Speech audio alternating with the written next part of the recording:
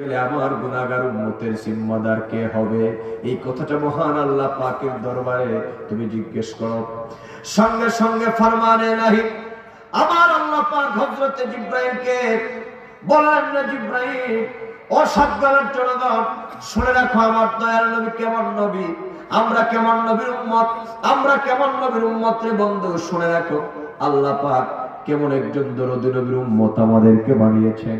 সঙ্গে সঙ্গে আল্লাহ পাক হযরতে জিবরাইলের মাধ্যমে আল্লাহর হাবিবকে জানিয়ে দিলেন, ইয়া রাসূলুল্লাহ, ইয়া হাবিবাল্লাহ, নবী আপনি কাঁদবেন না, আপনি চিন্তিত হবেন না, আপনি পেরেশান হবেন না।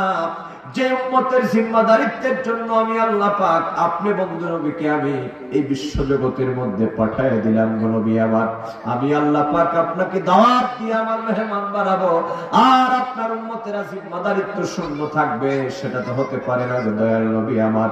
আমি আল্লাহ পাক ওয়াদা দিলাম যতক্ষণ পর্যন্ত আপনি দয়াল নবী আমি আল্লাহ পাকের দিদারে থাকবে, যতক্ষণ পর্যন্ত আপনি দয়াল নবী আমি আল্লাহ পাকের সাথে আপনি মুলাকাতে থাকবেন, কথাবার্তায় থাকবেন, ততক্ষণ পর্যন্ত আপনার উম্মতের জিম্মাদার আমি আল্লাহ হয়ে গেলাম।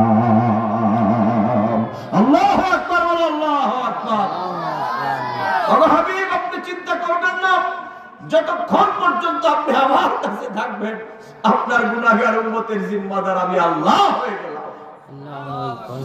এজন্য রে বন্ধু মনে রাখবা, আমাদেরকে আল্লাহ পাক বিরাট মর্যাদা দিয়েছেন। আমরা বড় দামি উম্মত, আমরা দামি নবীর দামি উম্মত। এজন্য রে যুবক বলি, সাবধান, জীবনের যে কোনো অন্যায় করো না কেন, আল্লাহ চাইলে তোমাকে আমাকে মাফ করে দিতে পারেন, কিন্তু আমার দয়াল নবীর সামনে বেয়াদবি করবা না। দুনিয়ার সব আমল যদি আল্লাহ পাক, দুনিয়ার সব আমল বদ আমল বলতে যা বোঝায় আল্লাহ পাক চাইলে তিনি ক্ষমা করে দিতে পারেন, কিন্তু যারা প্রকাশ্যে আমার নবীর সামনে বেয়াদবি করবে, যতক্ষণ পর্যন্ত আমার নবী খুশি হবে না ততক্ষণ পর্যন্ত আমার মহান মালিক তার অপরাধ মাফ করবেন না।